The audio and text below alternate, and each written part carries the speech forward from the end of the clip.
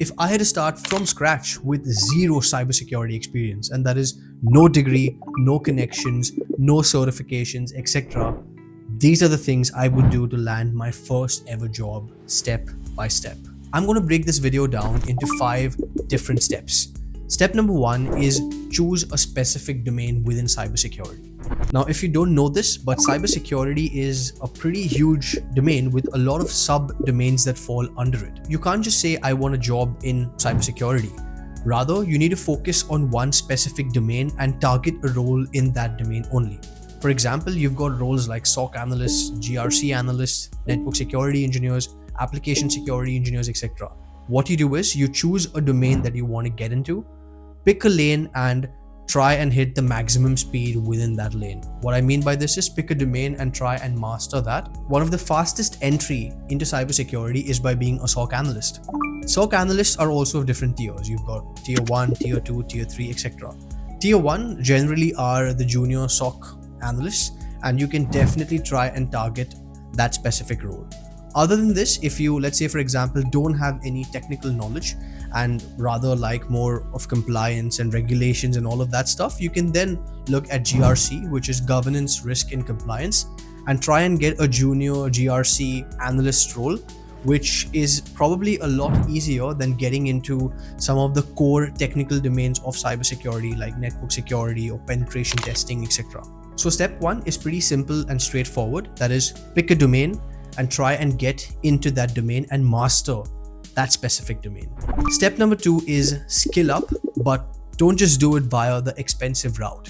What I mean by this is that there are plenty of cybersecurity certifications, bootcamps, etc. out there which are priced at a premium. And what usually happens is when you're trying to get into cybersecurity, you do all of this research work and get intimidated by all of the different certifications you need to do. So you end up enrolling into anything and everything under the sun.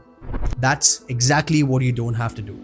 To get into cybersecurity, you've got to be very strategic with the certifications or courses you're looking to do. Especially if you're looking to get into the domain as a junior engineer, focus on certifications which touch upon those specific aspects of cybersecurity. For example, the CompTIA Security Plus is one of the best cybersecurity certifications to give you an idea of what exactly cybersecurity consists of. So let's say you're looking to be a SOC analyst as discussed in step number 1. You can get the CompTIA Security Plus. It'll give you a good idea and understanding of the cybersecurity domain from a very high level. And at the same time, it will also give you that specific knowledge you need from a SOC analyst perspective. Similarly, when it comes to skills, it's not just about cramming all of this information in your brain. Rather, also focus on a lot of hands-on practical stuff.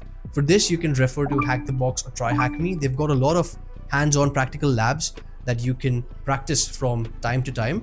And these are valuable experiences that help you get into the industry. I've also got a bonus tip that I'll share with you at the end of this video, so make sure you watch it till the very end. Before we proceed with step number 3, I'd like to thank our sponsors for this video, and that is KeysFan. KeysFan is an online marketplace where digital products are sold. And what I mean by digital products, these are activation codes for various softwares, game subscriptions, editing tools, etc. The delivery model is pretty simple. Once you purchase your product keys for whatever product you're after, within minutes, that is going to arrive into your inbox, and you can then use that product key and activate whichever software or program you want to activate. And the best part is that all of these are heavily discounted. And especially if you're a student, you've got to pay pretty expensive fees when it comes to, let's say for example, office products. What you simply do is go to keysfan.com, select whichever product you want the activation key for, add it to your cart, check out at heavily discounted prices, and within minutes you'll have access to whatever you needed access for, and you don't even need to worry about breaking the bank for this. In collaboration with KeysFan, we've got 2 discounts running. The first one is a 50% discount on all Windows series. So let's say you want an activation key for any Windows OS, you can just add it to your cart and make sure you apply the code TSD50 for a flat 50% discount. And let's say you want a discount on any Office products, then all you do is, again, same process, you add this to your cart, and this time you can use a code called TSD62 for 62% off on these Office products. Payment can be made either via PayPal or credit card. So if you're looking to get any of these activation keys for different products that are pretty expensive, just go to their website, have a look, and then highly recommend using KeysFan. Step number 3 is build a good cybersecurity portfolio. What I mean by this is that in step number 2, you're doing all of this stuff when it comes to certifications or a lot of hands-on practice. And once again, I'll repeat myself, don't do anything and everything. Rather focus on the more important strategic stuff. But whatever you do, make sure you document it or have it somewhere which you can basically show it to recruiters when you're trying to get a role. With this, what you can do is you can have documents or write-ups of your home lab setups, for example. You can also host things on GitHub. So let's say you're in an interview or you're trying to get picked for an interview. You've got these links in your resume where people can click on them and see what exactly are the different things you've practiced or done. Another example of this is that you can also use LinkedIn posts to document and share with your network and connections what are the different labs you've been trying, what are the different things you've been studying, all of that stuff. So make sure you build a good cybersecurity brand of yourself, a good cybersecurity portfolio, so that your work kind of speaks for you. Step number 4 is networking. And when I say networking, I'm not talking about the technical network related stuff. What I'm talking about is mingling with the cybersecurity community. Now, there are different ways you can do this. One thing is you can do regular LinkedIn posts to connect with the cybersecurity community. So as I said earlier as well, you share posts about your labs, what you've learned, general thoughts on cybersecurity so that your network knows that, okay, you're well connected with the cybersecurity domain and different concepts within cybersecurity. What you can also do is join different Discord groups, for example, or different Facebook communities or LinkedIn communities where like-minded people within cybersecurity are all part of those communities. So you can then mingle with them, speak to them, network with them, try and get a larger understanding of cybersecurity. And through these communities and groups, you can also find a mentor, someone who will help guide you through the complex process of getting your first ever cybersecurity role. As part of step 4, which is networking, what you can also do is volunteer to work with non-for-profit organizations to audit their systems, or there are plenty of companies who also offer unpaid internships that are 100% remote to candidates who are willing to learn and further develop their skills in cybersecurity. So you can also work for these kind of gigs, try and develop your skill set and add all of this on your resume. So then you can try and get your first role even faster within the cybersecurity industry. Step number 5 is apply strategically.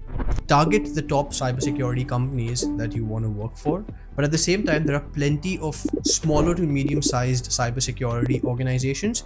So make sure you target those. When you're applying to roles within those organizations, put a little more effort in personalizing your cover letter. For example, reach out to the hiring managers that are hiring for different roles within these organizations, send them personalized messages on LinkedIn, and you can look, this is everything that you can do from your side. Whether they want to reciprocate to that or no, that's not in your hands, but at least you're doing your bit when it comes to this. Also, what I see is a lot of the times candidates message these hiring managers on LinkedIn and they just send them generic stuff like, I'm looking for a role, can you please refer me, etc., blah blah blah.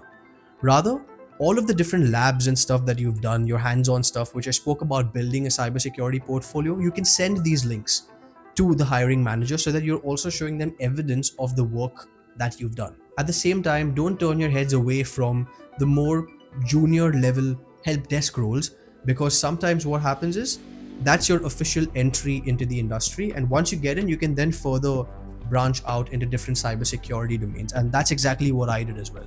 I started off as a help desk engineer and then worked my way up eventually into cybersecurity. And because you've watched this video till here, I'm going to give you a bonus step number 6, which is focus on the fundamental domains of cybersecurity. When I started off this video, I spoke about cybersecurity being this one umbrella with a lot of domains under it. But if you want to get even a junior level role within cybersecurity, there are certain core fundamental concepts that you need to know, and they are very advantageous for you to get a role in this domain. And these concepts are Linux and or operating systems in general, but Linux specifically. Number 2 is networking, and here is where I'm talking about the network engineering side of things. And number 3 is databases. Reason for this is because all of these 3 domains have some space within whichever cybersecurity domain you choose to go into. Similarly, it also gives you a core level understanding of what information technology is as well if you cover these 3 domains. So it gives you all of that confidence to then go and tackle or attack a cybersecurity job role with much more ease. And it also fills the person hiring you with confidence that, okay, this engineer who's applying for a role also knows their core foundational level stuff. So these were the 6 things I would do to land a job in cybersecurity with absolutely zero experience. So if you've got the time, if you've got the patience, make sure you follow these 6 different steps. And I'm pretty confident that you'll be in a great position to get your first ever cybersecurity role. If you found this video helpful, I've got a complete playlist on hands-on labs that I've made with regards to building firewalls, web application firewalls, Android ethical hacking, etc. You can check that link right here. Thank you so much for watching, and I'll see you in the next video.